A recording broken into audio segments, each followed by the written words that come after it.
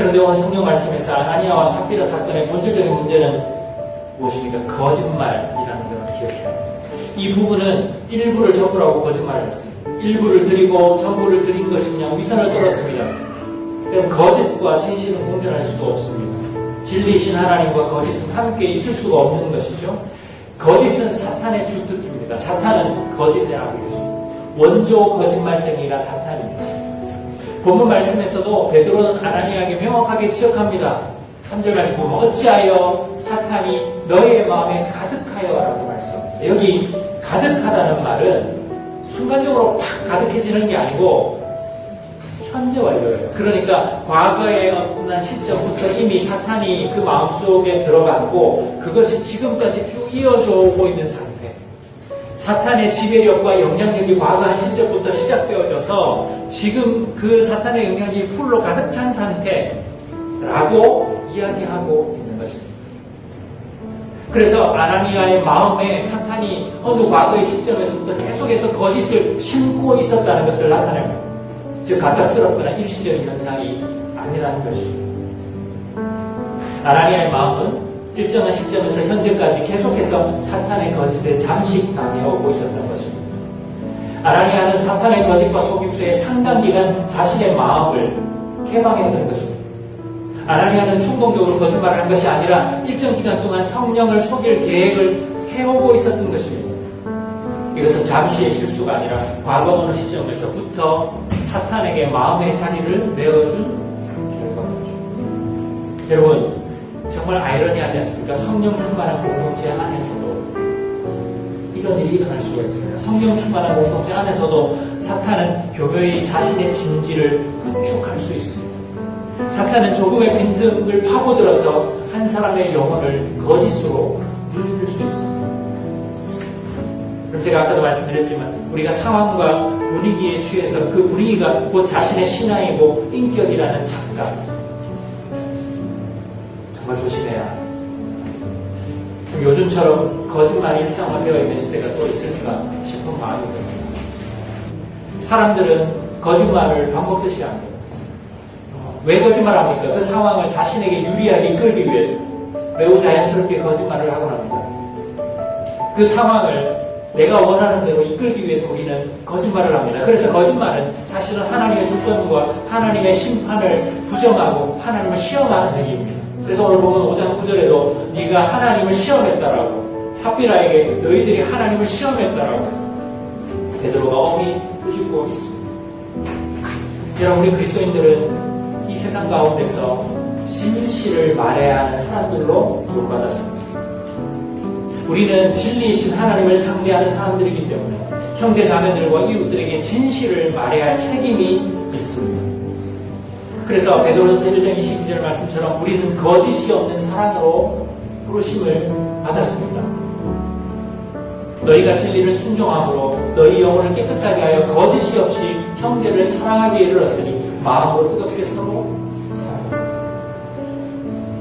여러분, 거짓은 가정이든 교회든 어떤 집단에서든 공동체를 파괴하는 가장 위험한 요소. 순간적인 위기를 모면하기 위해서 거짓말을 하지 않는 훈련을 해야 할 필요가 있습니다. 한두 번 거짓말을 하기 시작하면 점점 거짓말에 잠식당하게 됩니다. 그러면 심할 경우 자기가 거짓말을 하면서도 진실을 말하고 있다고 착각하는 경우도 생깁니다. 그래서 그 사람은 결국 거짓의 사람이 됩니다. 자신을 포장하기 위해, 자신의 이미지를 유지하기 위해 사람들은 수시로 거짓말을 합니다. 그렇게 거짓의 사람들은 상대방에게 좋은 이미지를 심고 피상적으로나마 관계를 유지하기 위해 계속해서 거짓말을 합니다. 그 결과 그 관계와 공동체는 진정한 사랑의 공동체로 나아갈 수 없게 되죠. 그럼 모든 거짓말은 절반의 진실에 기생한다는 말이 있습니다. 그래요. 여러분, 새빨간 거짓말은 잘 없습니다. 새빨간 거짓말은 할 경우가 거의 없습니다. 대부분 절반의 진실을 말합니다. 거기에 거짓이 기생합니다. 여러분, 사탄이 첫사람 아담과 하와에게 거짓말을 할 때도 어떻게 했습니까? 하나님의 말씀을 살짝 비틀었습니다. 하나님의 말씀을 전면 부정한 것이 아니라 살짝 정말 하나님이 모든 나무의 실과를 따먹지 말라고 하느냐? 아니요. 하나님이 따먹지 말라고 한 거 맞죠?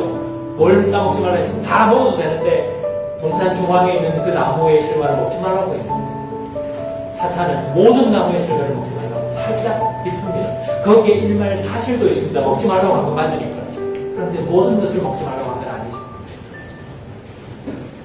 사탄은 그런 식으로 우리가 거짓말을 하도록 유도합니다. 예수님은 우리에게 말씀하셨습니다. 너희가 옳다 할 것은 옳다 하고 아니라 할 것은 그저 아니라 해라. 거기에 막 하늘로 맹세하고 땅으로 맹세하고 그렇게 해서는 안 된다. 하늘과 땅은 다 우리 것이 아니다. 대부분의 거짓은 사실과 진실을 일부분 포함하지만 자신의 잘못은 살짝 가리는 방식으로 나타납니다. 일부 피치 못할 사정과 이유가 있었겠지만 진짜 이유를 감추기 위해 그것을 크게 부풀리기도 합니다. 우리가 작은 헌신으로 큰 명예를 얻으려 해서는 안 됩니다. 일부를 드리면서 전부를 드린 것처럼 해서는 안 됩니다.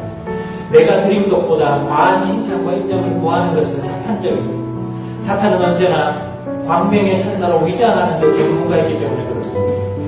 정당한 자신의 자리와 위치보다 더 명예롭게 되고자 하는 것은 교만이고 거짓입니다. 진실한 말은 진실한 삶에서 비롯됩니다. 나의 이미지를 좋게 유지하기 위해서 거짓을 말해서는 안 됩니다. 나는 지금 이 정도면 대단한 헌신을 하고 있다고 스스로를 속여서도 안 됩니다.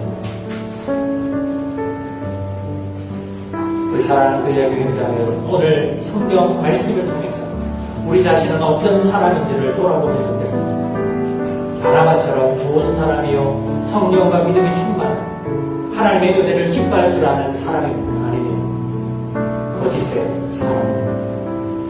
우리 그야기 교회가 다른 무엇보다 바나바처럼 좋은 사람들로 가득 찬 공동체가 되길 소망합니다. 그러면 우리 교회는 자연스럽게 죽은 공동체가 되어갈 것입니다.